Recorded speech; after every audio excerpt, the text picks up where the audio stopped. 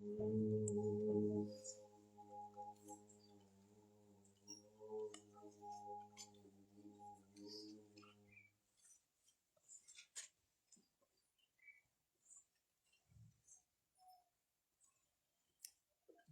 की असीम अनुकंपा से हम सब नियमित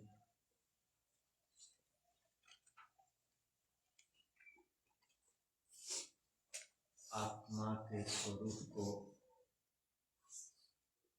और ईश्वर के स्वरूप को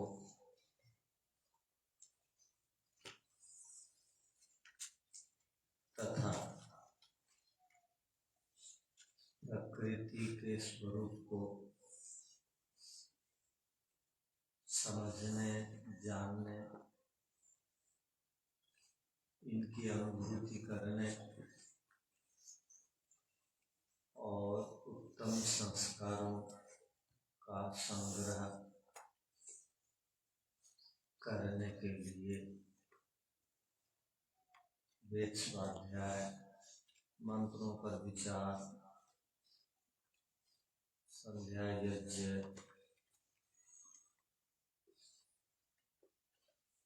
आदि कार्यों को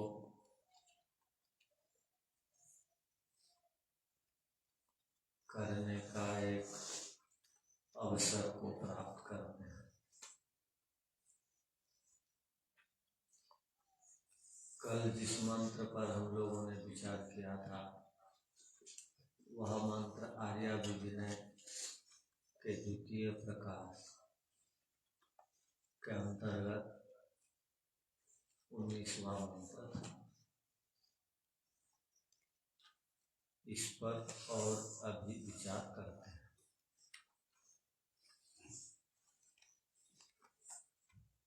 देवकृतस्येन सो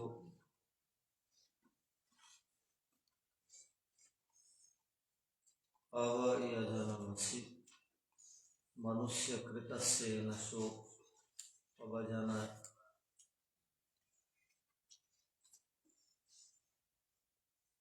इसको यदि मिलाकर के पढ़ेंगे तो इस प्रकार पढ़ेंगे, मनुष्यकृतस्येन सो अवयजनमसि पितृकृतस्येन सो अवयजनमसि आत्मकृतस्येन सो अवयजनमसि एन सो अवयजनमसि यच्चाहमेनो विद्वांश्चकार यच्चा विद्वांस्तस्य सर्वस्येन सो अवयजनमसि।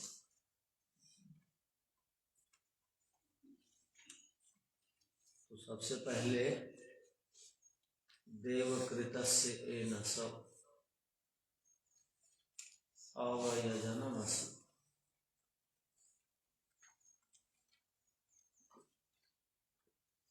देव का अर्थ इंद्रिय भी है और देव का अर्थ विद्वान भी है। देव का अर्थ दिव्य गुण युक्त भी। तो देवकृतस्य से इंद्रियों के द्वारा किए गए जो पाप है उनको कहा जाएगा देवकृतस्य से। इंद्रियों के द्वारा जो पाप किए जाते हैं या विद्वानों के द्वारा जो पाप किए जाते हैं या कलाकारों के द्वारा जो पाप किए जाते हैं, दिव्य गुण युक्त जो विभिन्न कलाओं में निपुण है उनको कहा जाता है दिव्य गुण युक्त व्यक्ति। वो 64 कलाओं में कोई भी कला हो सकती है।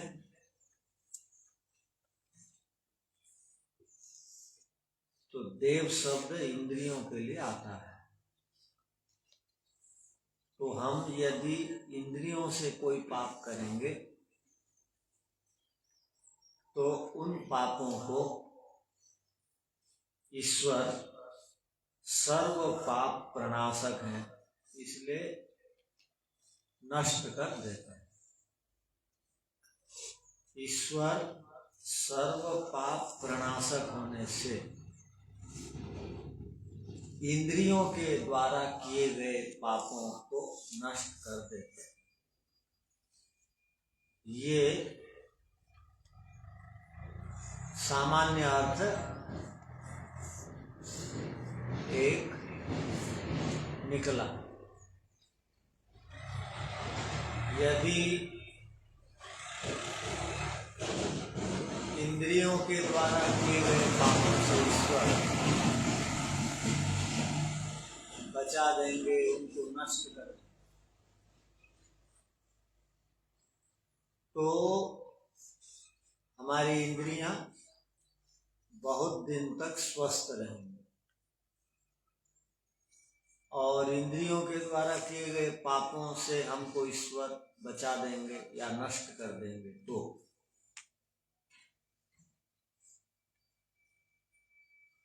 हमारी जो अगली योनि है वो बढ़िया रहेगी। अर्थात भविष्य में जो हम नया जन्म कर्म के अनुसार प्राप्त करते हैं, पाप के अभाव में, वो हमारी आगे वाली योनि बढ़िया रहे। तो ईश्वर इंद्रियों के द्वारा किए गए पापों के नाशक हैं। अब इसकी प्रक्रिया समझ लेनी चाहिए, किस प्रकार ईश्वर इंद्रियों से किए जाने वाले पापों के नाशक हैं।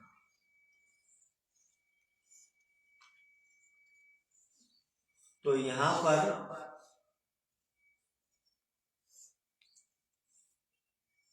ईश्वर को पाप नाशक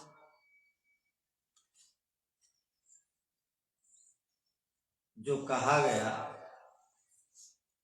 उसके पीछे इसका रहस्य इस प्रकार समझने की आवश्यकता है कि हम जो आगे अर्थात भविष्य में जो पाप करते इंद्रियों से, अब पाप हम लोगों ने इंद्रियों से नहीं किया है, किंतु आगे करने वाले थे। अब ईश्वर की बुद्धि से, सामर्थ्य से, बल से उन पापों से हम बच जाते हैं।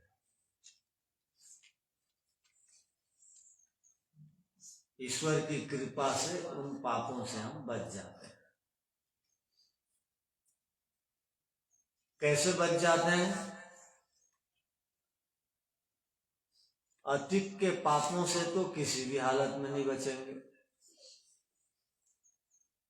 किंतु आगे जो पाप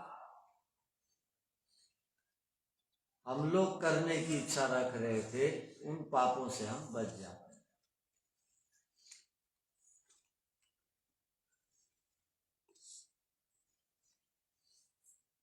तो इसके पीछे कारण क्या है?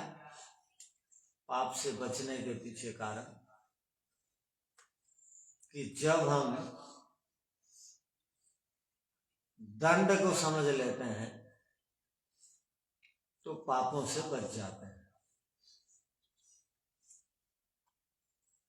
आज विश्व भर में जो भी देश व्यवस्थित ढंग से चल रहे हैं, हमारे देश में भी जो विभाग या जो राज्य व्यवस्थित ढंग से संचालित हो रहे हैं, या जो परिवार में आज भी अनुशासन है, आज भी पारदर्शिता है, तो वहां मुख्य कारण है दंड व्यवस्था। यदि कहीं पर ठीक ठीक व्यवस्था दिखाई देती है, उसके पीछे है दंड का भय।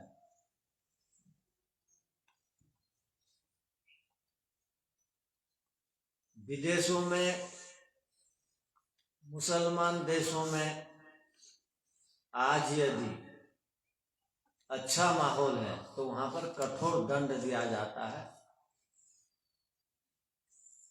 द्रोह करने पर, पाप करने पर।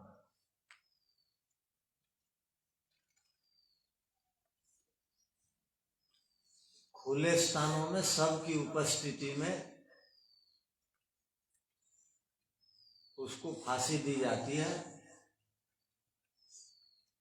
या गोली से उसको उड़ा देते हैं, खुले स्थानों में सबकी उपस्थिति में। तो और वहां पर पाप नहीं होता। क्यों? दंड का भय। सबको, सब लोग एक चीज से बचना चाहते हैं, वो दंड से।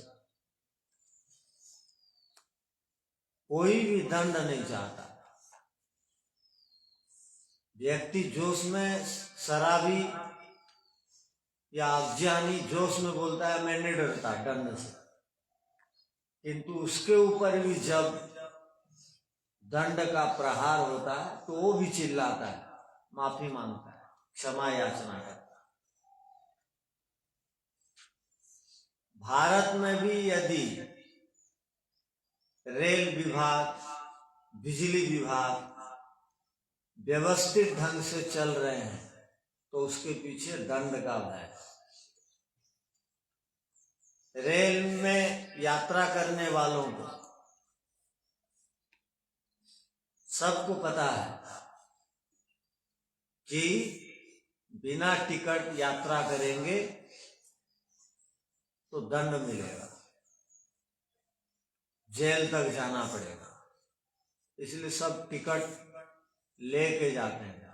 यदि पता लग जाए कि टिकट लो या ना लो दंड नहीं मिलेगा तो कोई भी और टिकट नहीं लेंगे, पैसे वाले भी नहीं लेंगे।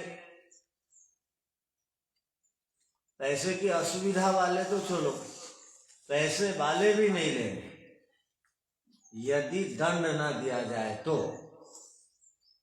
यदि आज ट्रेनों में लोग टिकट लेके चल रहे हैं, उसके पीछे दंड का भय। आज यदि बिजली का दुरुपयोग नहीं करते, चोरी नहीं करते, इसके पीछे कारण है दंड का भय। जुर्माना लग जाएगा, जेल जाना पड़ेगा। आज यदि व्यक्ति मैं खुल्लम खुल्ला अन्याय, अधर्म, पाप, अत्याचार नहीं कर रहे हैं तो उसके पीछे दंड का भय। ध्यान रखना। तो जो उपासक होता है, जो ईश्वर की स्तुति करता है, जो ईश्वर की प्रार्थना करता है, जो ईश्वर की निकटता को प्राप्त कर चुका है, उसको ये बात ठीक ठीक मालूम हो गई है कि यदि मैं गलत काम करूंगा तो ईश्वर छोड़ेंगे नहीं, दंड देंगे। क्योंकि वो बार बार एक शब्द सुनता आ रहा है, ईश्वर न्यायकारी है, ईश्वर न्यायकारी है। ईश्वर बिना किए कोई फल नहीं देते हैं और करने पर उस कर्म का फल दिए बिना छोड़ते नहीं। ये दो बात उसको यदि समझ में आ गई, वो भविष्य में पाप तो करेगा। तो जो भी ईश्वर की स्तुति करता है, स्तुति माने उनके गुणों का कथन करता है, अर्थ चिंतन करता है शब्द उच्चारण के साथ, तो वो बात उसके दिमाग में बैठ जाती है कि मैं यदि गलत काम करूंगा तो मुझे दंड मिलेगा। आज विश्व में यदि कोई देश व्यवस्थित ढंग से चलता है तो वहां दंड का भय। अन्याय नहीं होता, अधर्म नहीं होता, तो दंड का भय। यहां पर ट्रैफिक के नियम को नहीं मानते लोग, और कहीं पर भी यदि ट्रैफिक के नियम को मान रहे हैं तो वहां पर वहां के ऑफिसर के भय के कारण कि जुर्माना बहुत जोर लगाता है, बहुत दंड मिलता है, ये भय से व्यक्ति ट्रैफिक के नियमों का उल्लंघन नहीं करता। और जिस जिला में एसपी और जिलापाल, जिलाधीश ढिलम ढाला हो जाते हैं तो वहां पर मनमानी सभी कार्य संचालित होते हैं, कोई किसी को डरता नहीं, भयभीत नहीं होता। तो कहने का अभिप्राय, जहां जहां दंड का भय नहीं रहेगा वहां वहां पाप कर्म दिखाई देंगे।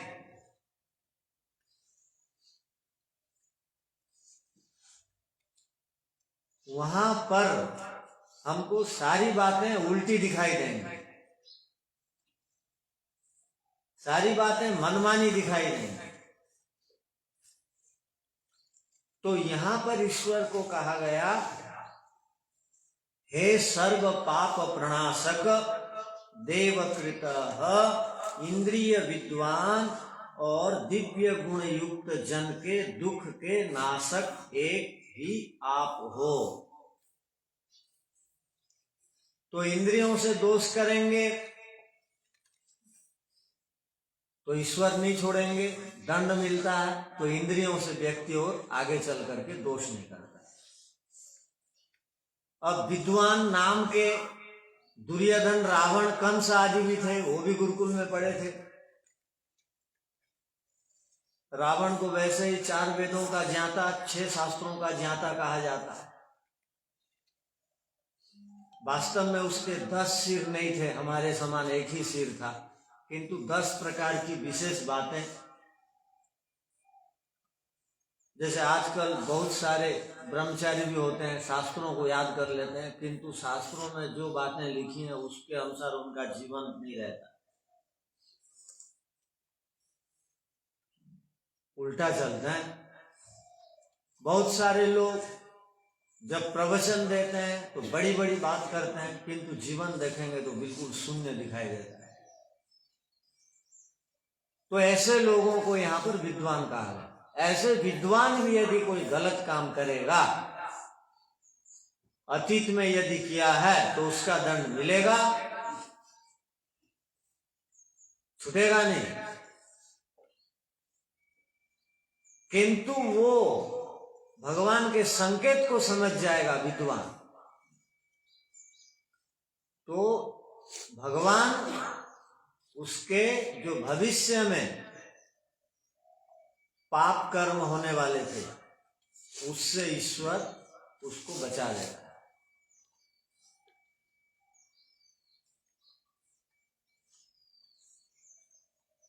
तो विद्वान के भी पाप के नाशक ईश्वर हैं और इंद्रियों के द्वारा किए जाने वाले पापों के नाशक भी ईश्वर है, ये बात यहाँ पर बताई।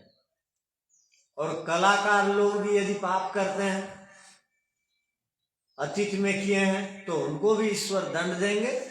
और कलाकार लोग यदि ईश्वर के संकेत को समझ गए तो कलाकारों को और पाप करना नहीं पड़ेगा, क्योंकि ईश्वर उनके पापों के नाशक है। कलाकार के मन में भी भय, लज्जा, शंका उत्पन्न कराने वाले ईश्वर है। राजा भी यदि गलत काम करता है तो भय, लज्जा, शंका उत्पन्न होता है, और सामान्य व्यक्ति भी यदि शुभ कर्म करता है तो उसके अंदर निर्भयता, निसंकोचता, निशंकता और आनंद, उत्साह आदि उत्पन्न होते हैं। क्योंकि ऐसी व्यवस्था बना दी गई है अंतःकरण कि कोई भी व्यक्ति क्यों ना हो, किसी भी संप्रदाय और किसी भी मत और किसी भी आजकल के अनुसार धर्म का क्यों ना हो, उसके मन में पाप कर्म करते ही 3 बातें आएंगी। कौन कौन सी बातें? भय, लज्जा, शंका। और जैसे ही वो शुभ कर्म करेगा तो उसके मन में आनंद, उत्साह, निर्भयता, निशंकता, ये सब बातें आएंगी। तो यहाँ पर मंत्र में तीनों के लिए कहा गया, ये तीनों के पाप के नाशक हैं ईश्वर। इंद्रियों के भी पापों के नाशक हैं, विद्वानों के भी पापों के नाशक हैं, और कलाकारों के भी पापों के नाशक हैं। दिव्य गुण वाले मनुष्यों के पापों के भी नाशक हैं। अर्थात वो ना करें इसके लिए उनको सावधान करते हैं। आगे कहा, मनुष्य कृतस्य एनशु अवयजनमसि।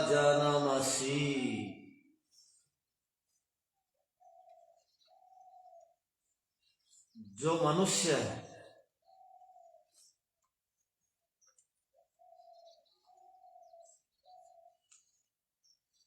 अब तो सब मनुष्य हैं, और यहाँ पर बात आ गई कि जो मनुष्य है उसके भी पाप के नाशक ईश्वर है कहा गया। इसका मतलब उत्पन्न होने मात्र से सब मनुष्य नहीं हो जाते हैं।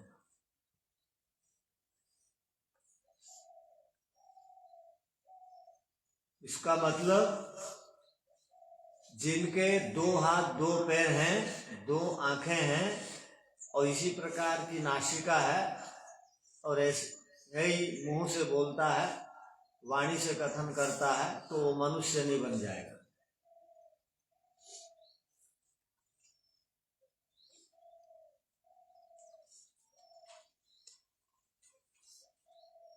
बंदर में और मनुष्य में कोई भी अंतर नहीं, कुछ भी अंतर नहीं,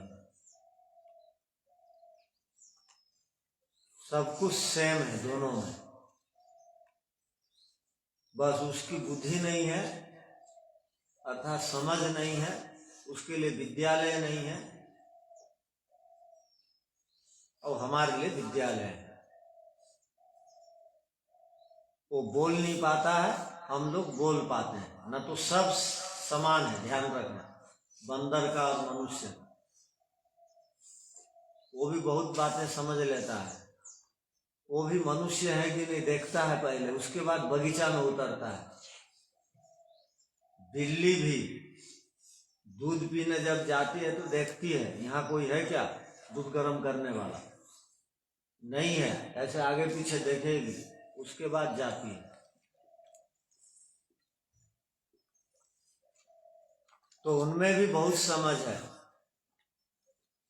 तो मनुष्य, हर कोई मनुष्य केवल शरीर धारण करने मात्र से नहीं कहला जाता। जैसे जन्म होते ही सब शूद्र होते हैं, वैसे ही जन्म होते ही मनुष्य लोग भी अशिक्षित रहते हैं, और उनका जीवन पशुओं के समान रहता है।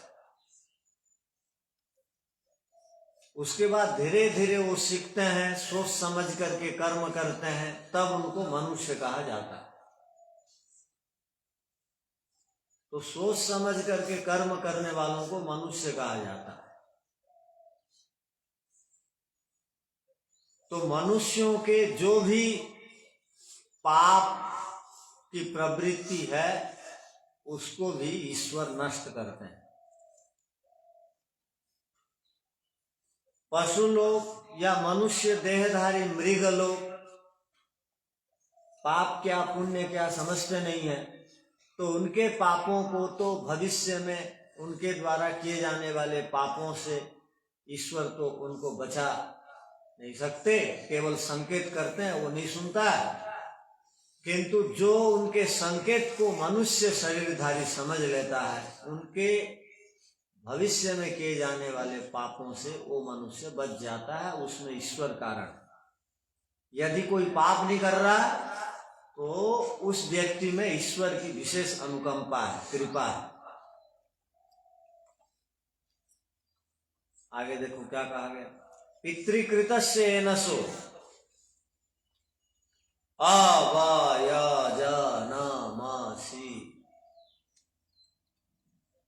पितृ कहते हैं ज्ञानियों। एक व्यक्ति चिकित्सा में निपुण है तो उसको कहा जाएगा डॉक्टर, उसको कहा जाएगा संस्कृत भाषा में पितृ।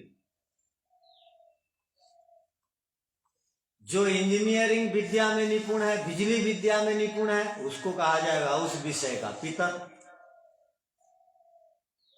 कोई पाक विद्या में निपुण है, बल में हनुमान जैसे और भीम जैसे पकाने आदि में निपुण है, तो उसको कहा जाएगा पितर। कोई वेद में दर्शन में निपुण है तो उसको कहा जाएगा पितर। तो ऐसे इंजीनियर, डॉक्टर, साइंटिस्ट जो विज्ञान में निपुण है, गणित में निपुण है, मैथ वाले और बायोलॉजी वाले उसमें वो निपुण है, हिस्ट्री वाले अपने विषय में निपुण है, ये सब अपने अपने विषय के पितृपुरुष हैं, पितर हैं। तो ये सब के सब पितर लोगों के द्वारा जो आगामी दिनों में पाप किए जाने वाले थे भविष्य में, उन सब पापों के ईश्वर विनाशक हैं। अर्थात वो यदि संकेत को समझते हैं ईश्वर के तो वो पापों से बच जाते हैं। ईश्वर उनके ऊपर विशेष अनुकंपा करते हैं कि उनको बोध हो जाता है। क्या का बोध हो जाता है? उन संकेतों का। और ईश्वर न्यायकारी है, दंड देंगे। इसका जो बोध हो गया, जैसे जिसको बोध हो गया वो ब्रह्मचारी, तुमको बिजली का तार में बिजली है बोल के पता है, तुम तार को छुएगा? क्यों नहीं छुएगा? हाँ, बिजली है, अच्छा बिजली पकड़ देगी तो मर तक जाऊंगा, ये डर रहता है। तो बिजली वाले तार को कोई नहीं छूता। और नादान बच्चा, नासमझ बच्चा वो छूने के लिए प्रयास करता है। इसलिए माता पिता को बहुत श्रम करना पड़ता है बच्चों को संभालने के। वो कहीं भी हाथ पैर लगा देंगे। हम लोग सांप को नहीं पकड़ेंगे, किंतु छोटे बच्चे सांप देखते ही खेलने के लिए दौड़ते हैं। हम बिच्छू को नहीं पकड़ेंगे क्योंकि वो डसता है, पता है, किंतु वो दौड़ते हैं उनको पकड़ने के लिए, क्योंकि वो नासमझ है, अबोध है। तो जैसे बिजली के तार को और जलती हुई अग्नि को कोई हाथ नहीं लगाता, क्योंकि सबको पता है लगाएंगे तो हाथ जल जाएगा, बिजली पकड़ ले, करंट मारे, पता है सब, इसलिए सावधान रहे। तो जो भी पितर पुरुष बन जाता है, मनुष्य बन जाता है, देव बन जाता है, विद्वान बन जाता है, विशेष गुण वाला बन जाता है, उसको ये बात दिमाग में बैठ जाती है कि दंड है, पाप करेंगे तो बचेंगे नहीं, ईश्वर छोड़ेंगे नहीं, क्योंकि ईश्वर के द्वार में क्षमा नहीं है। अर्थात ईश्वर अन्याय नहीं करते। ये बात समझने लेने के बाद इस मंत्र को जो भी समझ लेगा वो ईश्वर पाप क्षमा कर देते हैं, बोलेगा ही नहीं। अब पाप क्षमा हो जाएगा बोल के तीर्थ यात्रा करेगा ही नहीं। गंगा में, यमुना में डुबकी लगा देने से, मंदिर बना देने से, मंदिर में भोग देने से पाप क्षमा हो जाता, पाप क्षमा हो जाता।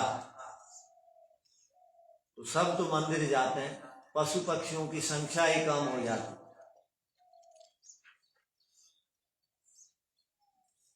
तो पाप क्षमा नहीं होता। बिना फल भोगे अतीत के पापों को ईश्वर क्षमा नहीं करते। कुछ भी उपाय हम क्यों ना कर लें, उन पाप कर्मों का फल को प्राप्त करना पड़ेगा। हाँ, वायुमंडल बीच बीच में बदलना चाहिए। एक स्थान में व्यक्ति रह करके बोर हो जाता है, क्योंकि पढ़ाई लिखाई में मन नहीं है, अध्यात्म में रुचि नहीं है, तो एक आदमी एक जगह में रह के थक जाता है, तो वो घूमने के लिए जाता है, जाए। किंतु अध्यात्म व्यक्ति ऐसा नहीं सोचेगा। और शारीरिक दृष्टि से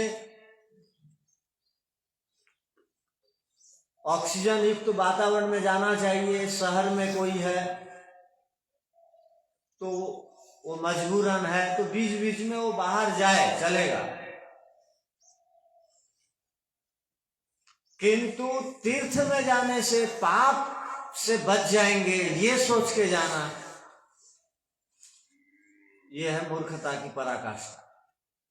मंत्र को पढ़ने से तो यही बात समझ में आई।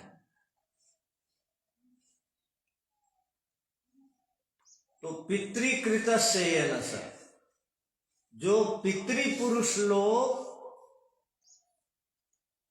हैं उनके पापों के ईश्वर नाशक हैं। सर्व पाप प्रणाशक का अर्थ हो गया उनके पापों के नाशक। तो दिमाग में कौन सी बात को बैठा देने की आवश्यकता है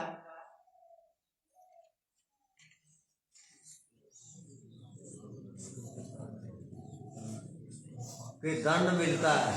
बिना दंड मिले कोई कर्म क्षय को प्राप्त नहीं होता, समाप्त नहीं होता।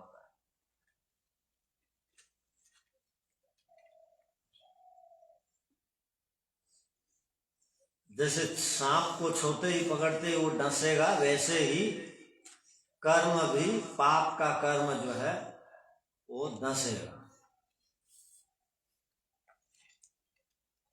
आगे कहा गया आत्मकृतस्य येन सो अवयजनमसि, प्रत्येक आत्माओं के द्वारा। अब मनुष्य शब्द आ गया, पितृ शब्द आ गया, देव शब्द आ गया, विद्वान आ गया। अब आत्मकृतस्य, जिस प्राणी में कर्म करते समय भय होता है, उस प्राणी को कर्म का फल मिलता है। क्या कहा गया? कुत्ता भी यदि किसी को चावने से भयभीत होता है, भयभीत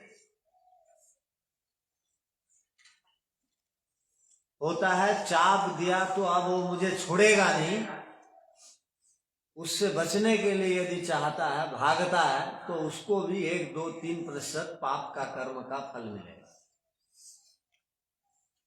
तो हम लोग अब तक क्या विचार कर रहे थे? केवल मनुष्यों को ही कर्म फल मिलता है। 100% स्वतंत्रता मनुष्य को है कर्म करने की, इसलिए उसको पूरा फल मिलेगा। और बाकी पशु पक्षियों को 1-2% कर्म का फल मिलता है, बाकी नहीं मिलता। जैसे शेर आदि साधु संतों को खा जाते हैं तो कर्म फल नहीं मिलेगा। कुछ पशु पक्षी इस प्रकार हैं जो गलत काम करते हैं तो डरते हैं, जैसे बिल्ली की बात अब चल रही थी, और चूहे की बात भी, कुत्ते की बात भी। इनको सिखाने से सीखते हैं, और इनको पता है नहीं बोलेंगे तो दंड मिलेगा, इसलिए डर से वो नियंत्रण में रहते हैं। हाथी भी डर से नियंत्रण में रहता है। तो उनके पास भी 1, 2, 3% कर्म करने की स्वतंत्रता है। जिसको भी जितना प्रतिशत कर्म करने की स्वतंत्रता है, उस दृष्टि से उसको दंड मिलेगा। हमको 100% स्वतंत्रता है कर्म करने, तो हमको पूरा कर्म का फल मिलता है। उनको पूरी तरह स्वतंत्रता नहीं है तो पूरा कर्म का फल नहीं मिलता। जैसे बिल्ली कोई आदमी दूध गर्म करने वाला है या नहीं देखती है, फिर आके पीती है, तो जो उसको डर उत्पन्न हुआ, उसको कुछ स्वतंत्रता है। आदमी रहने से तो वो बिल्ली नहीं आई, अब आ रही है, इसका मतलब 1-2% उसको भी स्वतंत्रता मिली हुई है, तो उतना कर्म का फल मिलेगा। किंतु चूहे आदि को खाते समय वो आदमियों को नहीं देखती है।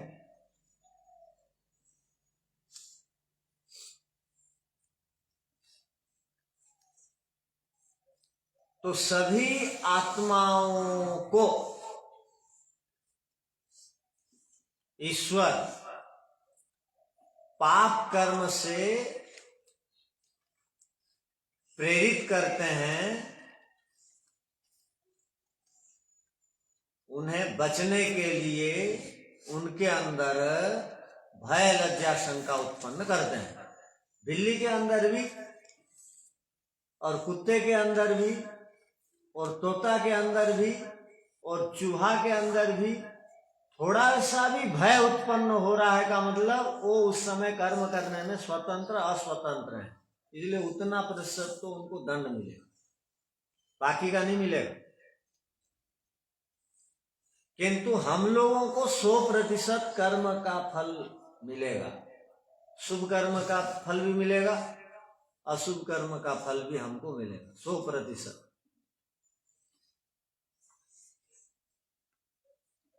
तो आत्माओं के द्वारा जो पाप कर्म भविष्य में किए जाने वाले थे, उन पाप कर्मों से ईश्वर उनको बचाता है, इसलिए ईश्वर को कहा सर्व पाप प्रणाशक। आगे शब्द है एनस एनस अवय जनमसि, एनस एनस अवय जनमसि। ध्यान रखना क्या कहा गया, एनस माने छोटे पाप, और एक बार एनस कहा तो बड़े पाप। छोटे से छोटा पाप, बड़े से बड़ा पाप से भी ईश्वर छुड़ाने वाले हैं, और छोटे से छोटा पाप, बड़े से बड़ा पाप करने वालों को भी ईश्वर दंड देते हैं। जो सत्पुरुष है छोटे से छोटा पाप नहीं करता है और बड़े से बड़ा पाप नहीं करता। जो असत्पुरुष है वो छोटा पाप भी करेगा, बड़ा पाप भी करेगा, और वो दंड से नहीं बचेगा।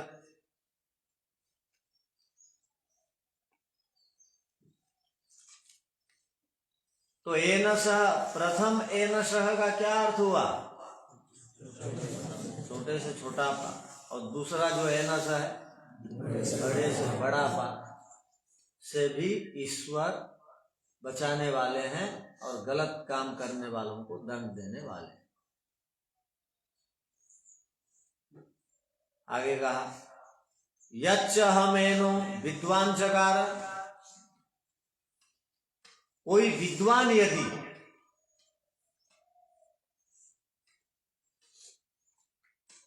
यहां विद्वान का अर्थ विद्वान नहीं है, यहां विद्वान का अर्थ वो विद्वान नहीं है देव वाला विद्वान, विद्या वाला विद्वान। यहां विद्वान का अर्थ हो गया जो जानते हुए पाप कर्म करता है।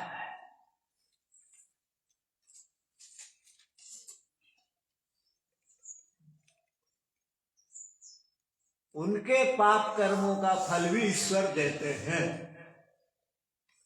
और जो जानते हुए पाप कर्म की इच्छा कर रहा था उसको भी संकेत करके प्रेरित करते हैं, मत कर। जानते हुए पाप कर्म करना अर्थात ज्ञान है कि सुबह 4 बजे से लेकर अभी तक मौन रहना है, तो भी कोई पाप कर्म कर दिया, जानते हुए भी बात किया, तो उसको बोलेंगे यच्च अहमेनो विद्वान चकार, ये जानते हुए पाप कर्म कर रहा है। अब आचार्य जी छोड़ेंगे नहीं, ईश्वर छोड़ेंगे नहीं, जानते हुए पाप कर्म करने से भी दंड मिलेगा।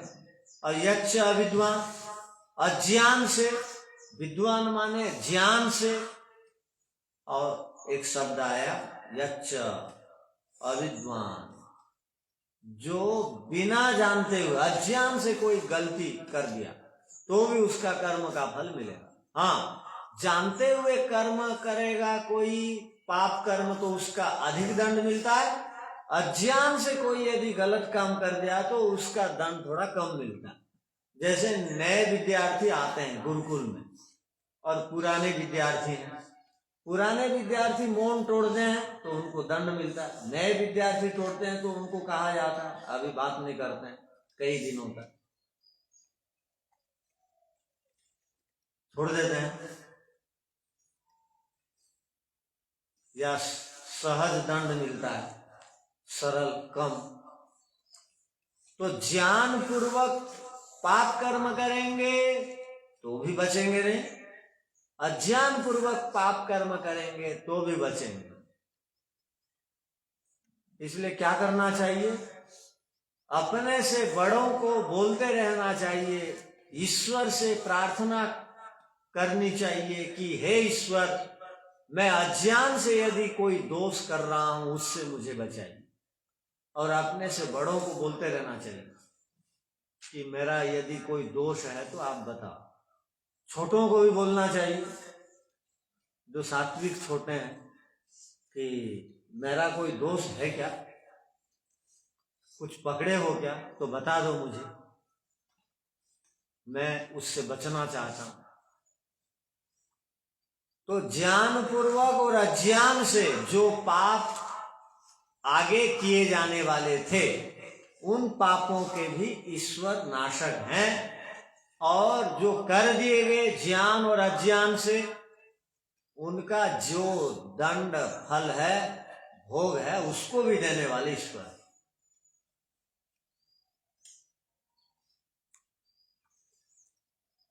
इसलिए अंतिम में एक बात बताई गई, सर्वस्य नसो अवयजनमसि, सब प्रकार के पापों के हे ईश्वर आप नाशक हैं। चाहे वो पाप ज्ञान पूर्वक क्यों न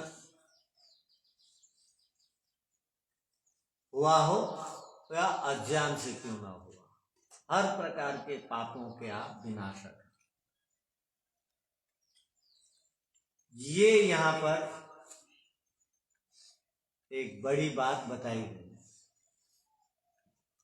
तो ये मंत्र आकार की दृष्टि से बड़ा है, किंतु शब्दशः वही शब्द पद बार बार आए, केवल पहला वाला अंतर है। सबसे पहले आया देव, उसके बाद क्या आया मनुष्य, उसके बाद आया पितृ, उसके बाद आया आत्मा, उसके बाद आया एनस एनस, उसके बाद आया विद्वान, यच्च हम एनस विद्वान चकार, यच्च हम अविद्वान चकार, सर्वस्य एनस अवयजनमसि। अब बस इतने शब्दों को यहां पर पकड़ने की बात है कि देवकृतस्य येनस अवयजनमसि, मनुष्य कृतस्य येनस अवजनयमसि, पितृकृतस्य येनस अवयजनमसि, आत्मा कृतस्य येनस अवयजनमसि, उसके बाद एनस एनस अवयजनमसि, उसके बाद कहा गया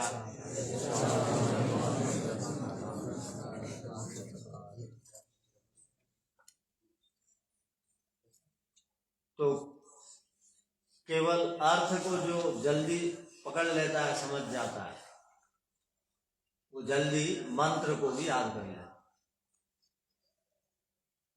अर्थ समझने की देरी है, मंत्र याद करने के लिए समय नहीं लगता। और इस एक मंत्र में पूरा जीवन का समाधान का सूत्र है कि अतीत में किए गए पाप के कर्मों का फल को ईश्वर देंगे दंड के रूप में, और अतीत में जो भी मैंने पुण्य कमाया है उसका भी जो उचित फल है उसको भी ईश्वर देंगे। और भविष्य में यदि करूंगा ईश्वर छोड़ेंगे नहीं पाप कर्म, और भविष्य में पाप कर्म नहीं करना चाहता हूं तो ईश्वर का जो संकेत है भय लज्जा शंका, वो संकेत उत्पन्न होते ही मैं जो है सावधान हो जाता हूं। तो ईश्वर भविष्य के पापों के नाशक हैं। ये जो मंत्र में कहा गया वो वचन पूरा जीवन में घटेगा तो उस मनुष्य के द्वारा एक भी विपरीत बात और जीवन में नहीं आएगी। तो यजुर्वेद में ऐसे ऐसे महत्वपूर्ण मंत्र हैं जिसके विषय में आर्याविनय में व्याख्यान के माध्यम से बताया गया, लिखा गया है, जिस विषय को हम यहाँ पर नियमित सुनते हैं। तो आज की कक्षा को इन्हीं शब्दों के साथ यहीं पर विराम देते हैं। ओम शांति शांति शांति।